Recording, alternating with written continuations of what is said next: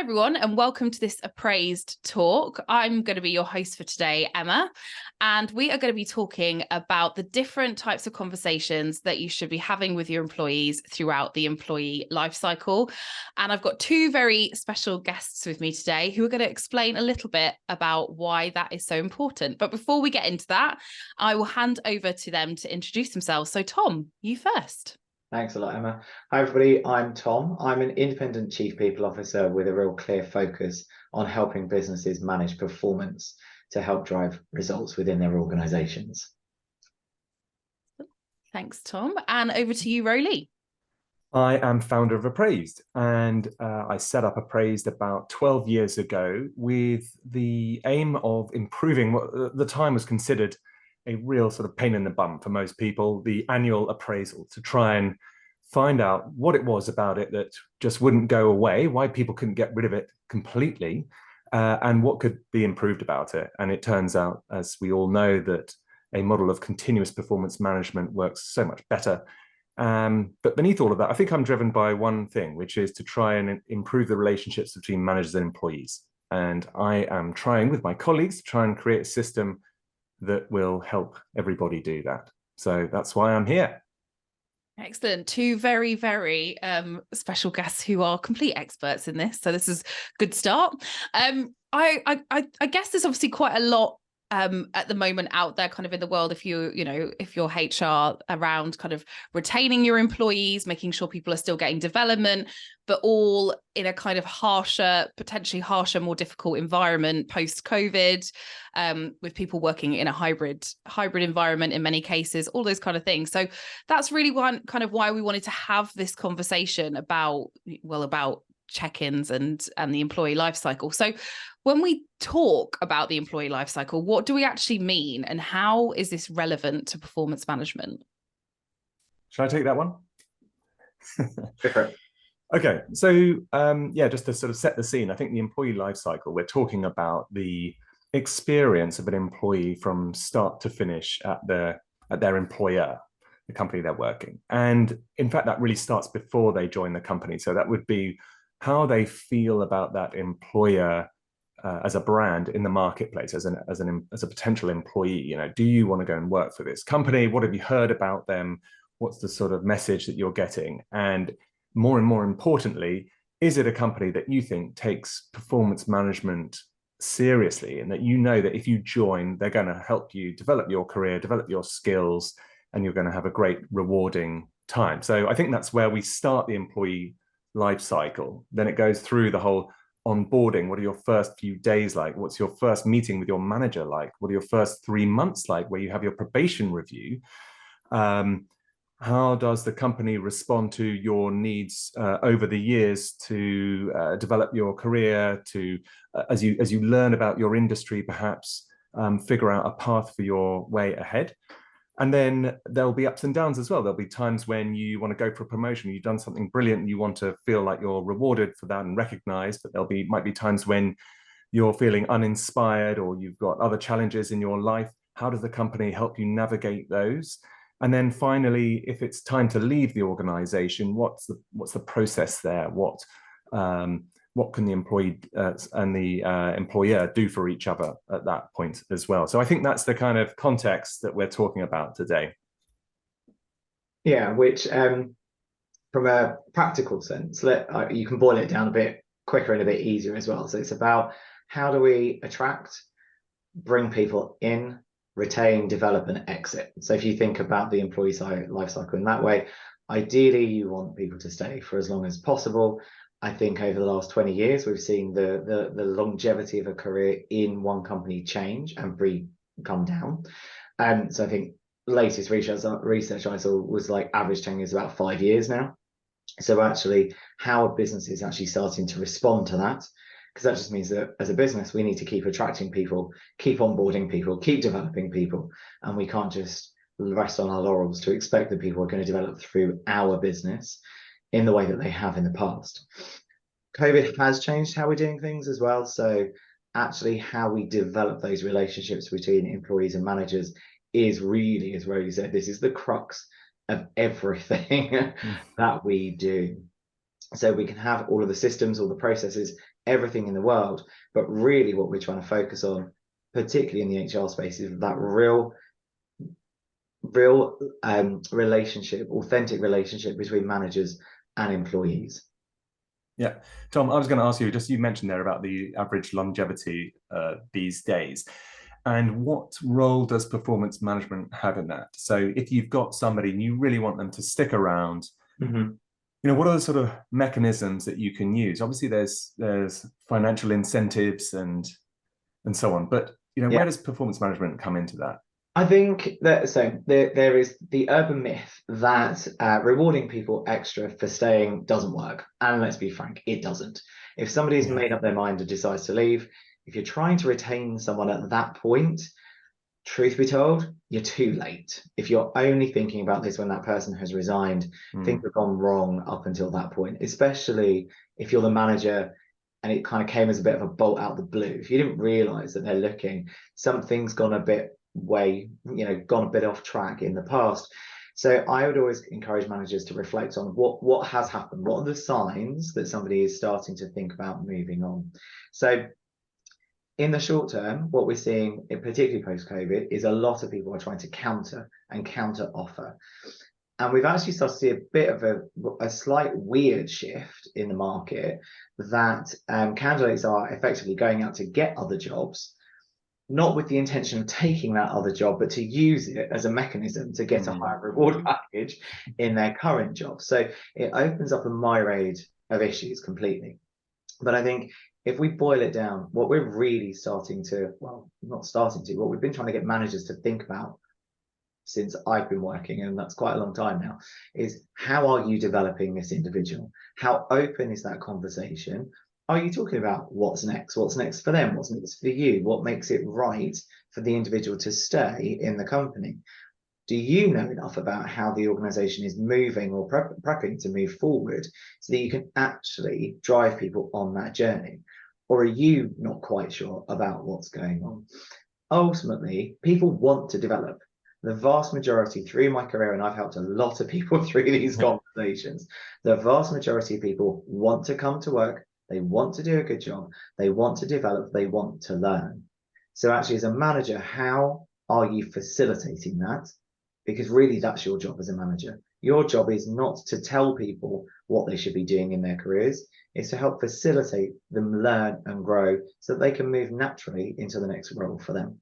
So I think performance management plays a massive, massive part in this.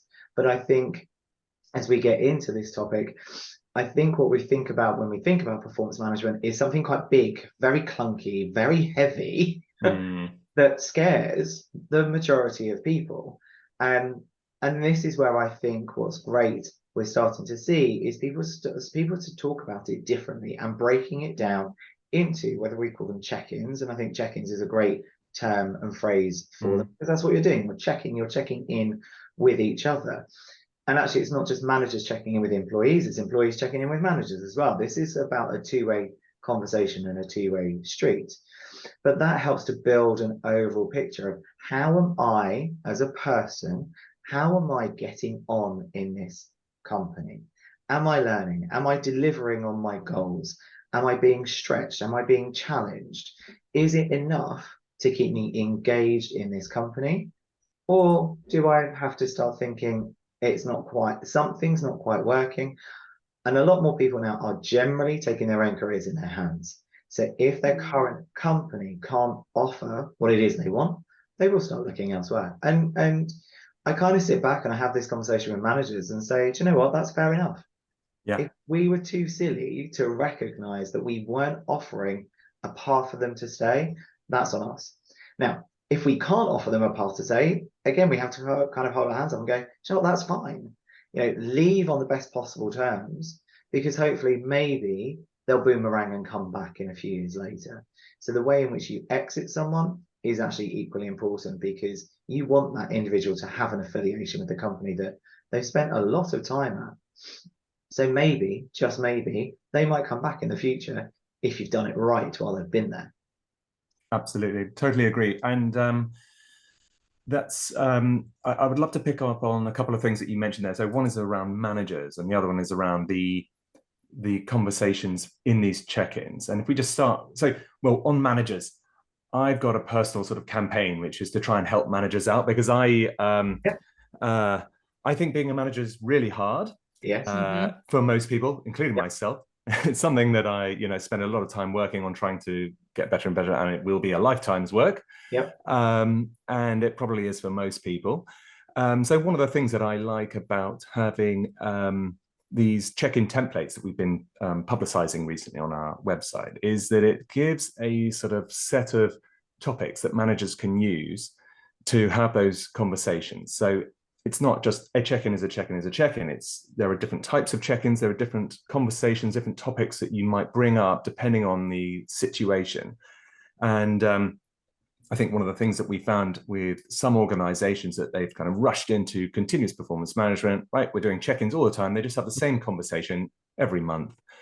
And then because they get into that habit, they fail to have sometimes to interrogate the deeper issues, some of which you mentioned, like, well, actually, is this really meaningful to you? Or where do you want to go next? If you structure each time, that can be a bit of a risk.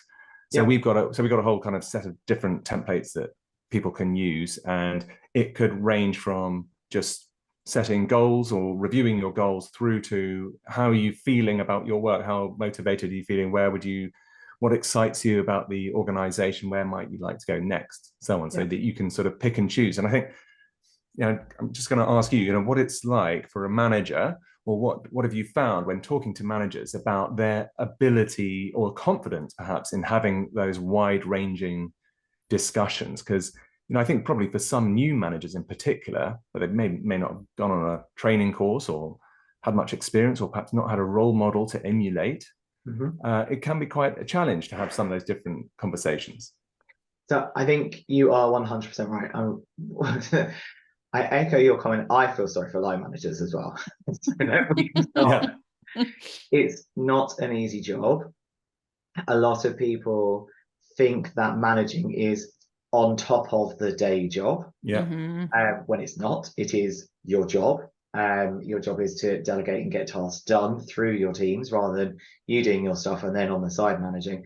So let me walk back. So because I'm going to pick up on your point about new managers, but it doesn't actually matter how long you've been a manager for. The issues that you face are the same. So years ago, I used to work in an industrial manufacturer, and we used to run a management training program for 4 days, 4 full days. We used to get a cohort of maybe 24 people in a room together and did intensive line management training. It was the first time I've actually seen it rolled out this way in any company I've been in, and I think it worked really well for a number of reasons.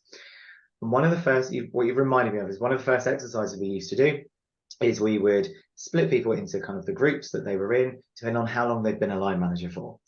And you'd have some people with generally 4 different groups, and we would split them into, I've just become a line manager, all the way through to I've been here for 20 years being a line manager. That's how much experience I've got.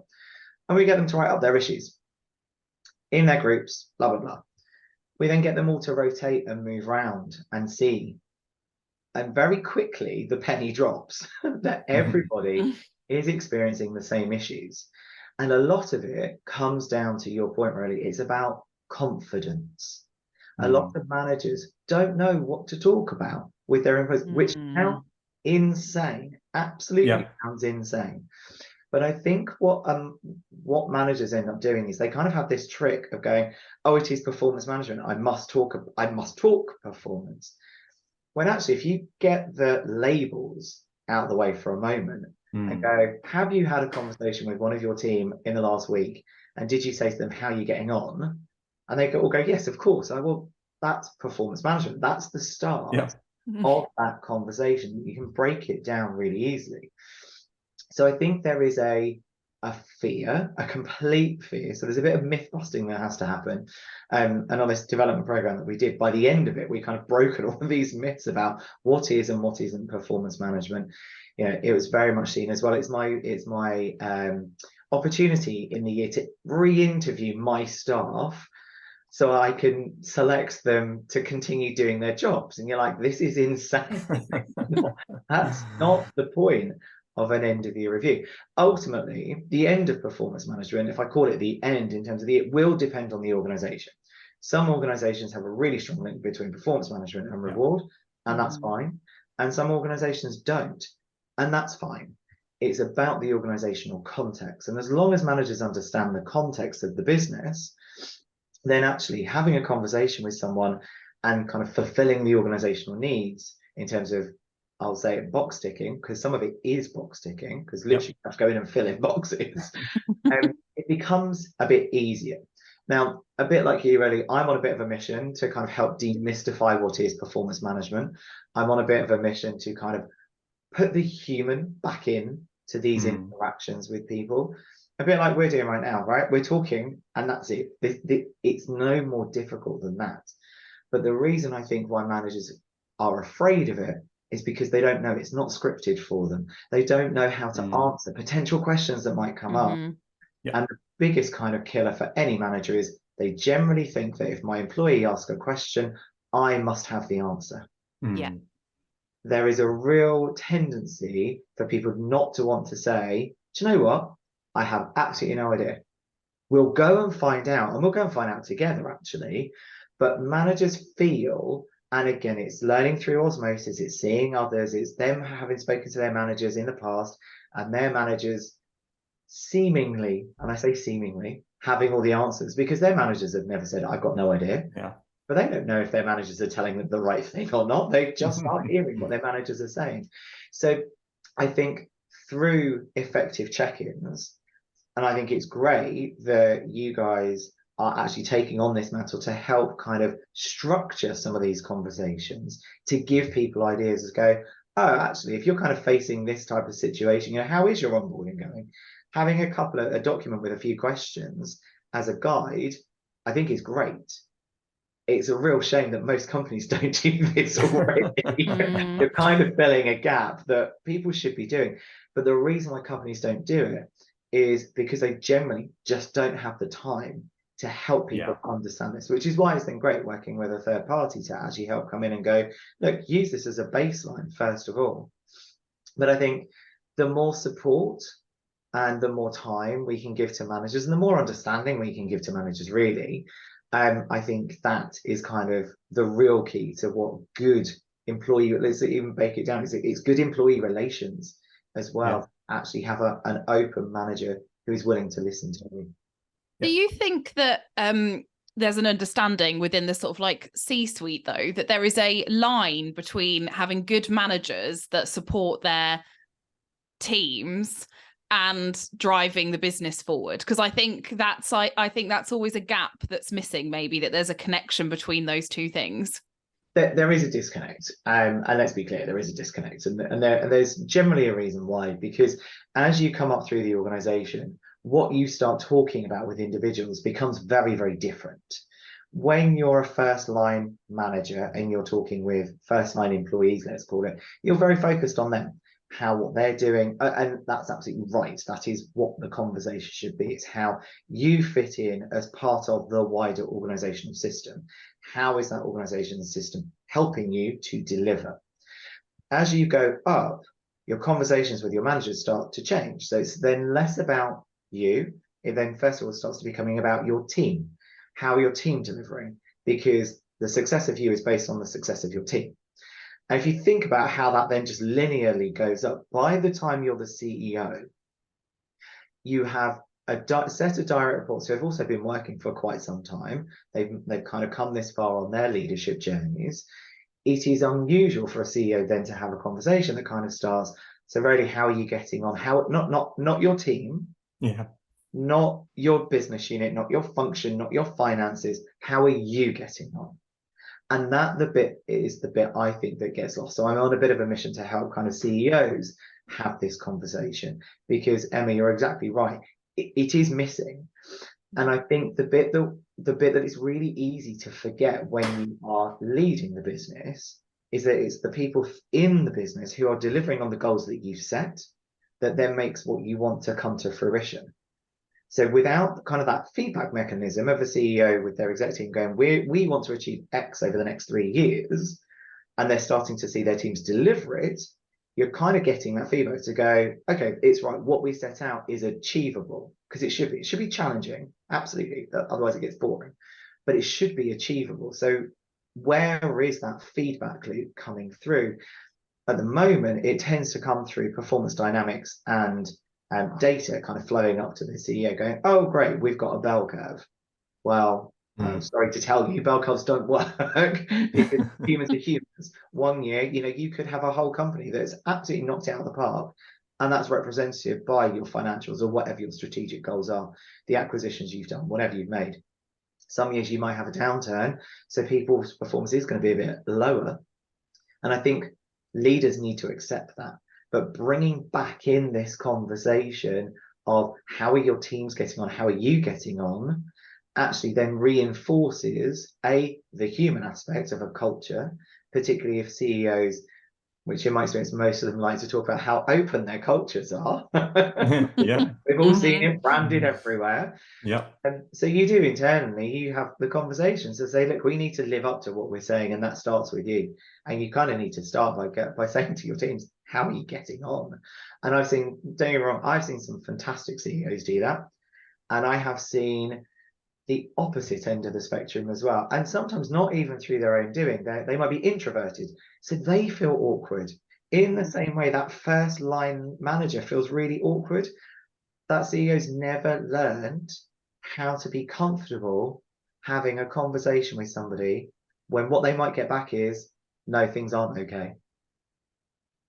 So there is a link. There is a massive link, because ultimately without your people, you don't have a business. We're not completely fully automated through AI yet. That may happen, but for now, we're still people, and it is people that make things happen. So you need to treat your people in the right way. Absolutely agree. And I think the modern CEO will do that. But I think, you've seen in the press, public companies where, things go wrong, or, a department isn't performing. The board just says, well, we've given them a good go at it. Let's get them out and just get someone else in, when actually perhaps a more development focus at that senior level would be more lucrative and more rewarding for everyone involved. It's just too easy almost at that kind of board level often just to say, right, let's get rid of them and let's get a new team in. I think you're right. I think, if we, rather than going into the worry about, new CEOs coming in, new boards coming in, because that is automatic change. That's kind of going down a rabbit hole. If we think about a business that has had strong leadership for quite some time, and let's make it realistic. Let's make it a listed business. Well, a listed business is only based on its last quarter's numbers. That is what the investors are looking at. So until there's actually a bit of a change in the investment community about what investors judge as success, as well as what companies judge as success, you are going to have this real focus on the finances, because the world wants everybody to believe that shareholders only care about shareholder return. Which, if you're a pension fund, of course you do. But we have to kind of think a bit more broadly about the link here. That's me. I'm a pensioner in a pension fund, so I'm a stakeholder. But actually, for me personally, it's not all about the return. Yes, of course, I want a decent return on my pension. That goes without saying. But I also want my pension fund to invest in companies where I can see that they're doing the right thing for the world, whether that's through sustainability or through whatever, but also they've got the right leadership driving the organization forward. So the reason why up until now, and I think I'm starting to sense a shift in the market in general, take out financial services because that's just a world unto itself.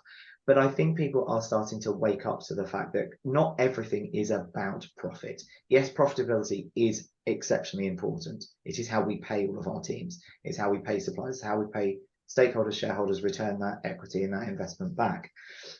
But this is why up until now, it's been really easy to go, Emma, you've not been hitting your numbers, you're out.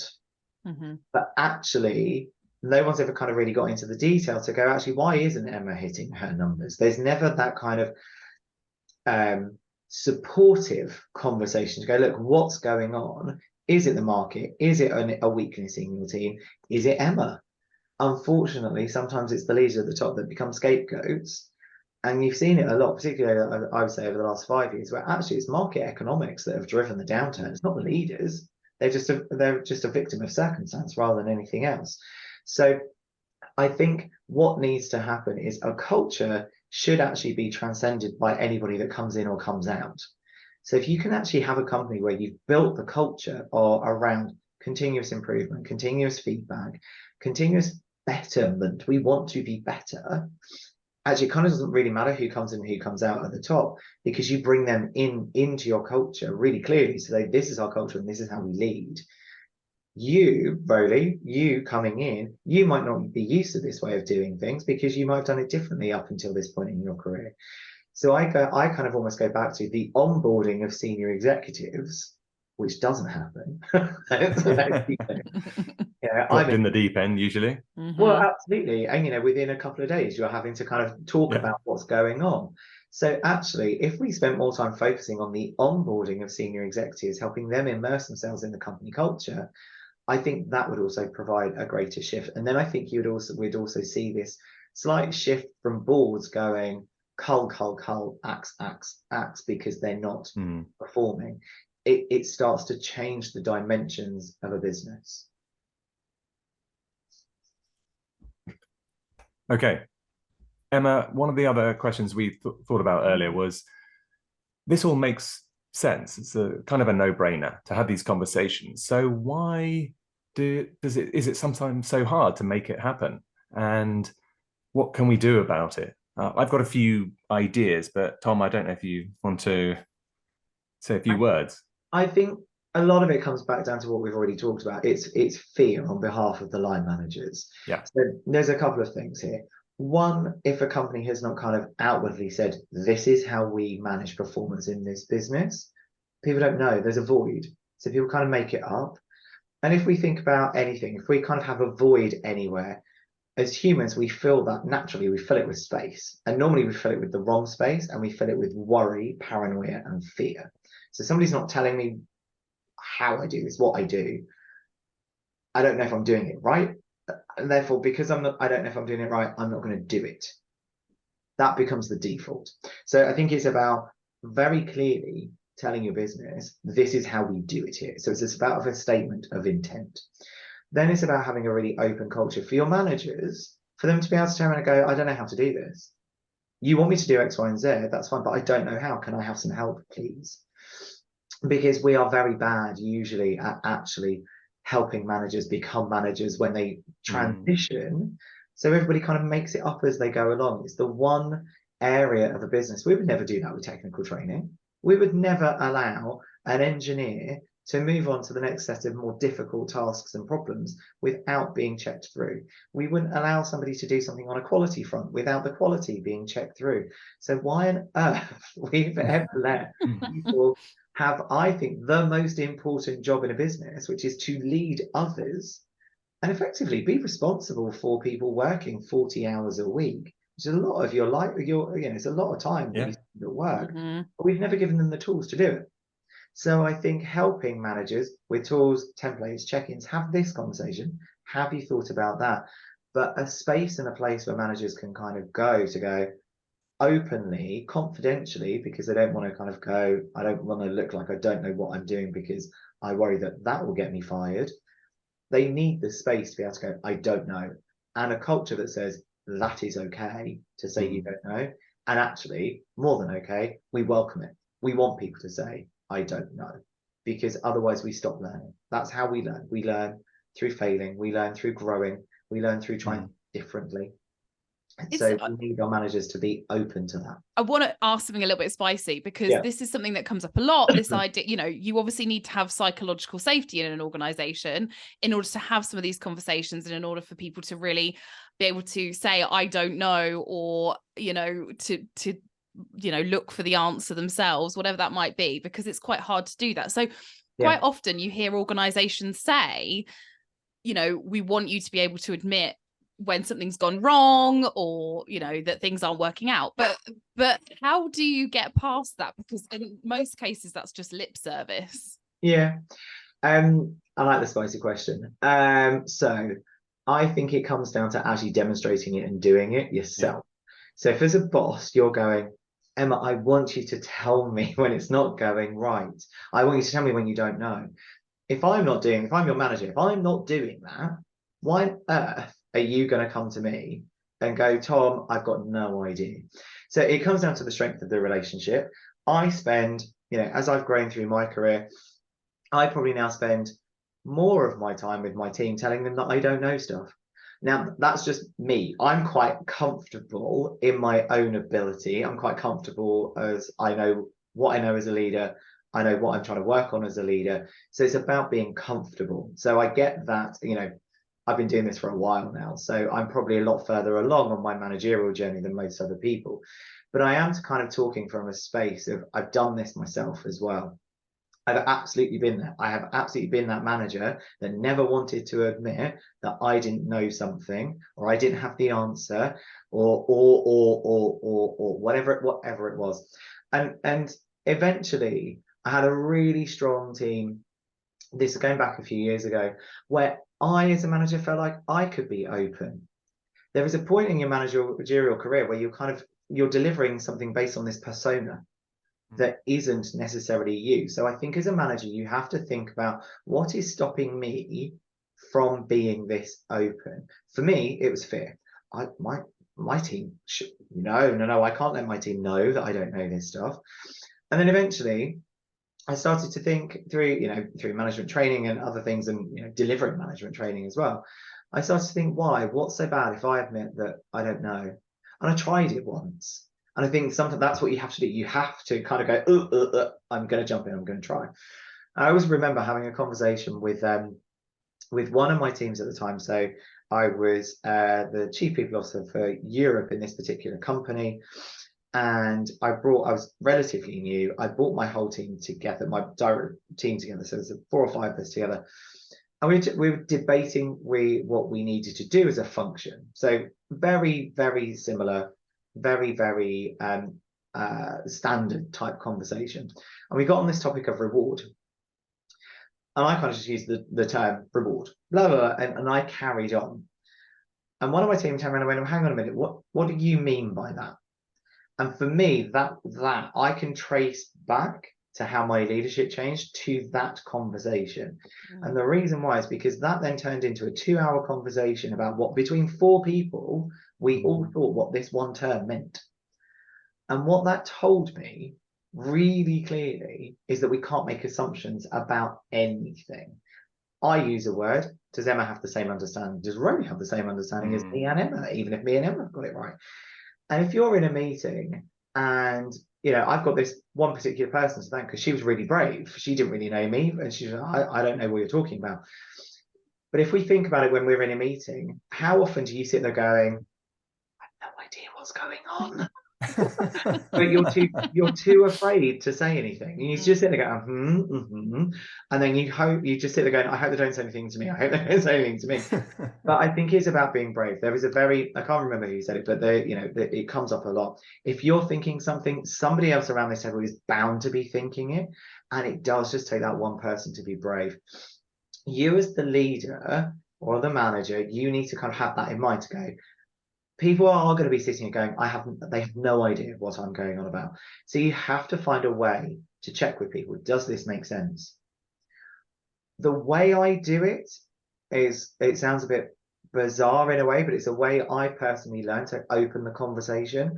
I will purposely ask the wrong question because we are really quick as a human race, I have discovered, to correct somebody when they're wrong. But we're really slow at kind of going, if I went, Emma, what do you think about this? You'd be like, all right. But if I said, oh, Emma, it's this, you're like, no, it's not. You would correct me. So there is an art of leadership here about doing it in the right way, at the right time. I'm not doing it all the time, but knowing you're doing it and being and having that intention of opening the conversation.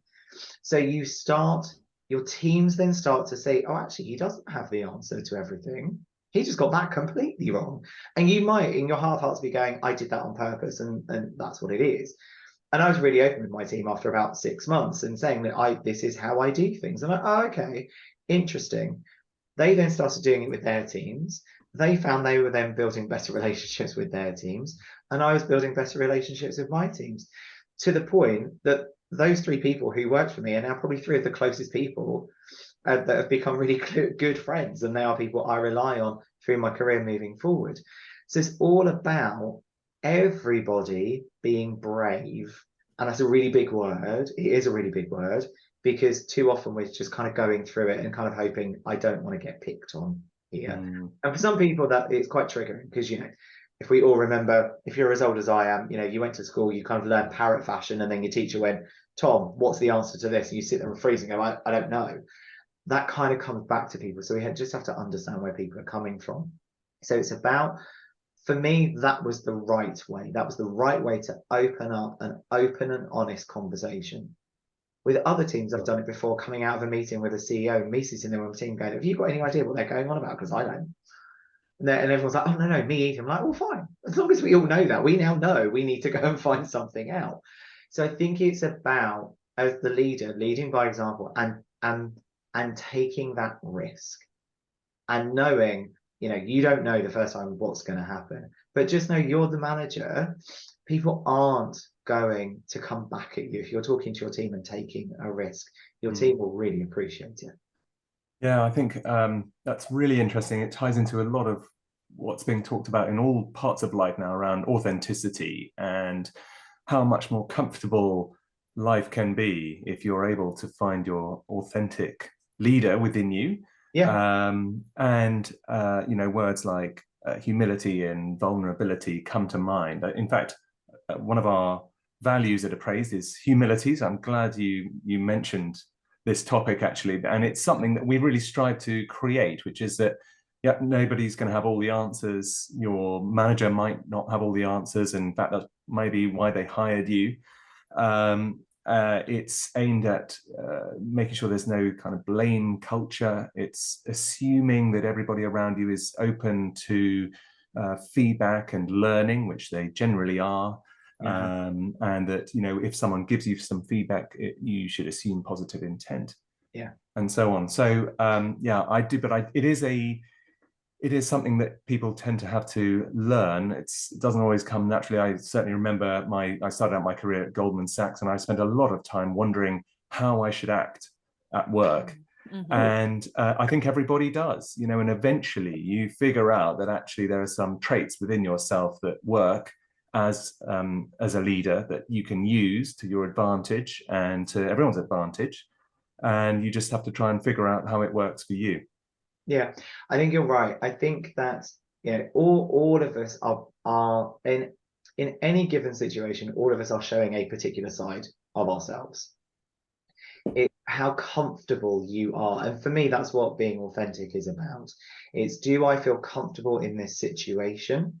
If I don't, what needs to change for me to feel comfortable? We could probably have a whole other conversation about authenticity, bring your whole self to work, you know, that because there are things that are within people that they might not want to share. And again, that's fine.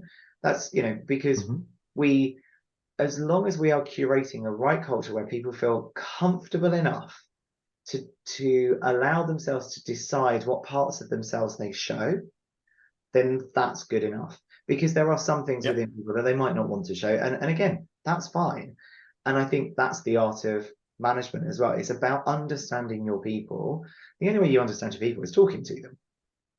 And again, you know, we're kind of going through this renaissance again of the conversation around hybrid working, which is interesting because, you know, I hear a lot of rhetoric around people going, well, I can't build relationships with people on a screen.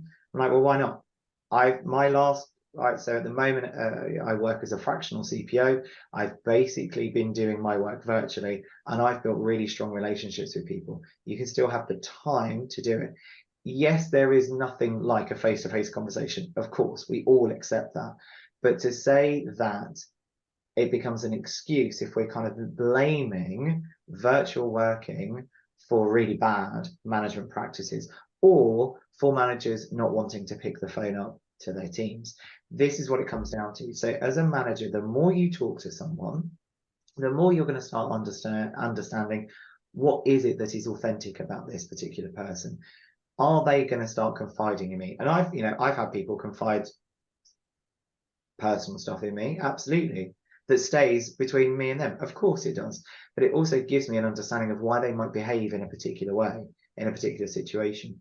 So I think as a manager, you have to be open to that, and that can be really hard as well. I have had horrible situations, or horrible, absolutely horrible for the individual, but sometimes they can be, they don't know if they're saying something that might trigger something in me, and it's not for them to know, but it's about making sure that you are creating the right open space. If the conversation is getting to a place you are not comfortable as a manager, actually not even as a manager, as a person, you're well within your rights to go, do you know what, this is making me feel uncomfortable, we need to stop, because there is nothing worse than being kind of almost held hostage in a conversation that's just going the wrong way. So this is why, though, I say that managers are fearful, because they don't know what's going to come out. They sit there and go, and this is coming from hundreds of conversations I've had with managers. Well, I don't know what Emma's going to say. I'm like, I don't know what you're going to say to me. So why does it matter that you don't know what Emma's going to say? Or the worst is, I know exactly what Emma's going to say and I don't want to hear it. I'm like, well, really sorry, but you now need to pull off your big boy boots. And there is a differentiation between things like humility and openness. Some people like to think that they cannot coexist with good performance management. Some people, unfortunately, view it as a sign of weakness. I view it as a sign of strength, because yes, unfortunately, sometimes you are going to have to part ways with someone. You just are. There's no two ways about it. If you've been a manager long enough, you're going to go through that at some point in your career. But being humble, being open, being honest does not stop you holding somebody to account on their deliverables. It's that simple. And that's kind of where the trust starts as well. Because I had, again, years ago, had quite a big team, and I was carrying someone for quite some time. And by quite some time, we're kind of going on like 6 months. And eventually I did what I had to do. I really didn't want to do it. It was really hard. I felt really upset. I felt awful, all the turmoil. But, I pulled up my big boy pants and I got on with it and I did it. Now, what that actually universally led to was a conversation with my team going, you should have done that earlier. So your inaction is also driving action with the rest of your team. And actually, what could have happened if I'd let it go on for a little bit longer, because I had very open feedback from someone who was very good at giving very open feedback, like, you are in danger of losing all of our respect. So actually, thinking that you're being nice, actually you're not being nice. Thinking that actually, and what stopped me for a good 2 months, and I know this because I was there, it was me. What stopped me for 2 months because I didn't want to do it. I just did not want to do it. And then eventually I had the conversation, and you know what? It was fine. All of these fears, and this is where I go back to as a manager, there are always fears that come out. So actually, as a manager, your job is to then go and talk to your boss about, do you know what? I'm worried about this. I'm worried about how this will go down. I'm worried about firing this person because of their personal circumstances. And if we didn't get into this psychological culture in our own heads, then we are not human.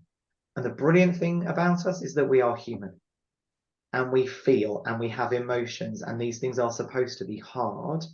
And I would always say, I always had this particular manager that I was working with, so my boss, he was kind of helping me through it.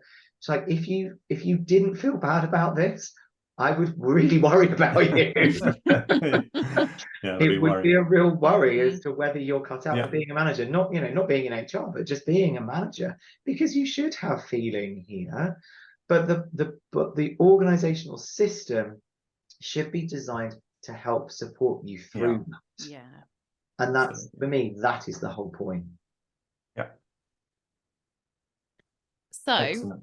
with only sort of 10 minutes left, I'm really interested to take both your points and your views on because obviously a lot of this has been focused on managers as well, which is really good, because I think we all know that's where the challenge lies, especially if you're listening to this and you're HR, you're probably nodding along going, yep.